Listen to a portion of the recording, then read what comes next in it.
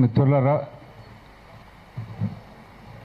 నాగేశ్వర్ గారి మీద కేసులు పెట్టారు కాకినాడలో అని చెప్పి మనం విన్నాము. అయితే నిజానికి ఆయన మాట్లాడిన సోర్సు అనే మాట వచ్చింది, కానీ నిజానికి ఆయన మాట్లాడిన మాటలు అంతకుముందు చాలామంది మాట్లాడారు, నేను చాలాసార్లు మాట్లాడాను.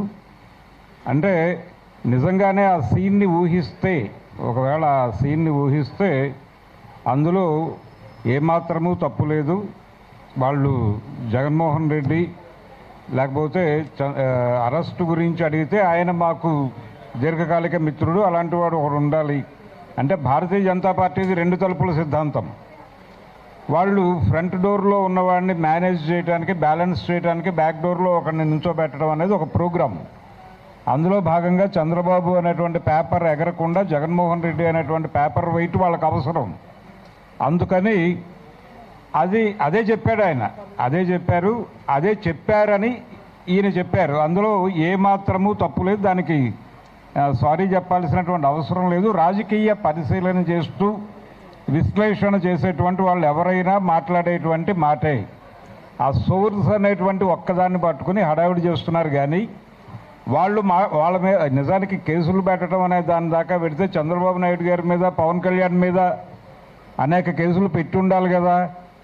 ఆయన తిరుమల లడ్డు కల్తీ అనే దాని దగ్గర ఆయన ఒక ప్రెస్ మీట్లో చాలా దారుణంగా మాట్లాడుతూ చంద్రబాబు నాయుడు గారు జగన్మోహన్ రెడ్డి ఏదో డబ్బుల కోసం ఈ పని చేశాడని నేను అనుకోవడం లేదు.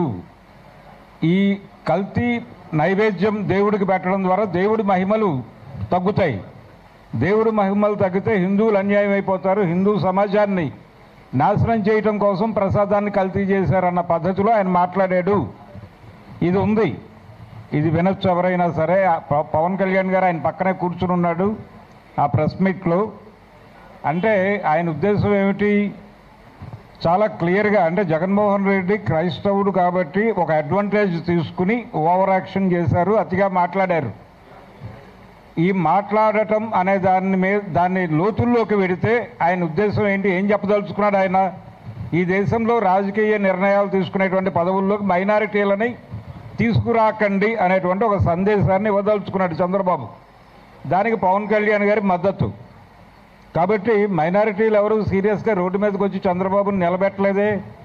కేసులు పెట్టి ఉండాలి కదా. ప్రెస్ మీట్ ఉంది ఇప్పటికీ. ఆయన మాట్లాడిన మాటలు టోటల్ ఆ డ్రామా అంతా వాళ్ళు డ్రైవ్ చేసినటువంటి పద్ధతి అదే. ఆయన బీజేపీకి చాలా సబ్మిసివ్గా ఉంటూ, చాలా అనుకువగా ఉంటూ, ఇప్పుడు మోర్ అంటే ఆయన గతంలో నమ్మదగని మిత్రుడే, కానీ ఇప్పుడు చాలా నమ్మకస్తుడైనటువంటి మిత్రుడిగా తనని తాను ప్రూవ్ చేసుకోవడానికి ఏం చేయడానికైనా సిద్ధపడిపోతున్నాడు ఆయన. అలాగే ఈయన పరిస్థితి కూడా అదే. నేను మీకు అంతకంటే నమ్మదగినటువంటి మిత్రుడిని అని చెప్పుకోవడానికి ప్రయత్నం. మొన్న డీలిమిటేషన్ సందర్భంగా మనం చూసాం. ఆ బిల్లు సందర్భంగా బీజేపీ అంటే బాబు, జగన్, పవన్ అనేటువంటి అభిప్రాయం అందరూ మాట్లాడారు. మరి అదే లెక్క కదా చెప్పింది. దీని మీద ఎందుకు వాళ్ళు భుజాలు తడుముకుంటున్నారు? నిజానికి డ్యామేజ్ ఏదైనా జరిగి ఉంటే అది జగన్ ఇంటిగ్రిటీకి ఇబ్బంది. కానీ ఆయన కూడా నవ్వుతూ వెళ్ళిపోయాడు. ఆయన ఫండ్ చేశాడని వీళ్ళు ఎలా మాట్లాడుతున్నారు అంటే కూటమిలో చిచ్చు అనే యాంగిల్లోకి తీసుకొచ్చి తెలుగుదేశం దీని మీద ఎక్కువ దాడి చేసే ప్రయత్నం చేస్తోంది, కానీ పొలిటికల్ డైలాగ్ లేదు వాళ్ళ దగ్గర. అందుకని ఆంధ్రప్రదేశ్లో చాలా స్పష్టంగా 3 ప్రాంతీయ పార్టీలు భారతీయ జనతా పార్టీ ఎన్డీఏ కాంపౌండ్లోనే ఉన్నాయి. అక్కడ యాంటీ ఎన్డీఏ స్టాండ్ తీసుకుని మాట్లాడేటువంటి ఒక పొలిటికల్ పార్టీ కూడా లేదు. మెయిన్ స్ట్రీమ్ ఎన్నికలలో పాల్గొంటున్నటువంటి, గెలుస్తున్నటువంటి పార్టీలకు సంబంధించి కండిషన్ అది. మొత్తం అన్ని పార్టీలని కెలికేసి తన కంట్రోల్లోకి తీసుకుని మొత్తం దేశంలో రాజకీయ వ్యవస్థనే గందరగోళపరుస్తున్నటువంటి భారతీయ జనతా పార్టీ. కనుక ఈ పరిస్థితుల మీద వాళ్ళు ఎక్కడ ఎవరిని కావాలంటే వాళ్ళని, ఏ పార్టీ నుంచి కావాలంటే ఆ పార్టీ నుంచి హైర్ చేసుకుని వాళ్లతో కథ నడిపించాలి అనేటువంటి ఒక ప్రోగ్రాంలోకి వచ్చేసారు. ఎవరినైనా కొనచ్చు అనే, ఎవరైనా సరుకే.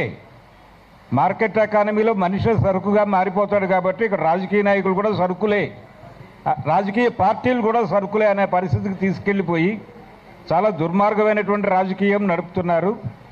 కాబట్టి కేసులు పెడితే వాళ్ళ మీద పెట్టాలి అందరూ. ఆయన మీద, నాగేశ్వర్ గారి మీద కేసులు పెట్టడం ఏమిటి, లేకపోతే అరెస్ట్ చేయడానికి ప్రయత్నం చేయటం ఏమిటి? దీన్ని సీరియస్గా ఖండించాల్సినటువంటి అవసరం ఉంది, సీరియస్గా వ్యతిరేకించాల్సిన అవసరం ఉంది. ఈ ధోరణిని అంటే ఒక నేరేటివ్ ఆల్రెడీ ఒక భయాన్ని క్రియేట్ చేశారు వీళ్ళు. గతంలో పోసాని కృష్ణమురళిని అరెస్ట్ చేసి తీసుకెళ్ళి ఒక 10 స్టేషన్లు తిప్పి ఆయనంతటా ఆయనే సరెండర్ అయిపోయే పరిస్థితి కల్పించారు. ఆ తర్వాత వర్మ గారిని అరెస్ట్ చేస్తారనో పుకారు పుట్టించారు. వచ్చారు, ఇక్కడ హడావిడి, ఆంధ్ర పోలీసులు వచ్చారు, వర్మను అరెస్ట్ చేస్తున్నారు అని ఒక హడావిడి క్రియేట్ చేసి ఫైనల్గా ఆయనకి నోటీసులు సర్వ్ చేసి వెళ్ళిపోయారు. ఇప్పుడు కూడా అలాంటి డ్రామానే నడుపుతూ మేము ఏవైనా చేయగలం, ఎవరైనా ఎక్కడికైనా వెళ్ళి ఏమైనా చేస్తున్నటువంటి పరిస్థితి ప్రపంచం మొత్తం మీద నడుస్తోంది. అంటే అమెరికా వాళ్ళు స్ట్రైట్గా వెళ్ళిపోయి ఒక దేశాధ్యక్షుడిని పట్టుకెళ్ళిపోయిన సందర్భం మనం చూసాం. అలాగే వాళ్ళు బిన్ లాడెన్ని చంపినా లేకపోతే ఇంకొకళ్ళని చంపినా ఎవరి పర్మిషన్లు లేవు, స్ట్రైట్ అవే వెళ్ళి దాడులు జరిపారు, ఈవెన్ సద్దాం హుస్సేన్ మీద కూడా. కనుక విస్పరింగ్ క్యాంపెయిన్ చేయటము, గుసగుసల ప్రచారం చేయటము, జనాల బుర్రల్లో వాళ్ళు అనుకుంటున్నది నాటటము, ఈ పుకార్లు పుట్టించడం అనే ప్రోగ్రాం అమెరికా నుంచి చంద్రబాబు నాయుడు వరకు అందరూ చేస్తున్నదే. సద్దాం హుస్సేన్ని చంపడానికి వాళ్ళు ఏం చెప్పారు? ఆయన దగ్గర ఏదో జీవరసాయన ఆయుధాలు ఉన్నాయని చెప్పి ప్రచారం చేసి ఆయన చంపేసి లేవని తెలిసిందని చెప్పారు. ఇది పరిస్థితి. కనుక ఇది చిన్న విషయంగా చూడటం కాదు, ఆయన అన్నదానిలో తప్పేమీ లేదు, వాస్తవమే మాట్లాడాడు ఆయన. సోర్స్ అనే మాట ఒక్కటి తీసేస్తే అది చాలామంది చాలా సందర్భాల్లో మాట్లాడిన మాటలే. ఆయన అక్కడికి చాలా సబ్మిసివ్గా, పద్ధతిగా, సంస్కారవంతంగా సారీ చెప్పారు. అయినప్పటికీ ఏదో అరెస్ట్ చేస్తాం, అరెస్ట్ చేయొద్దని నేను ఆపానని పవన్ కళ్యాణ్ చెప్పడం, ఆవిడేమో ఇక్కడ పోలీస్ అధికారి మాట్లాడిన మాటలు ఫేక్ అని అక్కడ హోమ్ మినిస్టర్ గారు మాట్లాడటం, ఈ గందరగోళం కూడా వాంటెడ్గానే క్రియేట్ చేస్తున్నట్టు కనిపిస్తోంది. వీటిని సీరియస్గా పట్టించుకుని ప్రతిఘటించాల్సినటువంటి అవసరం అయితే ఉంది.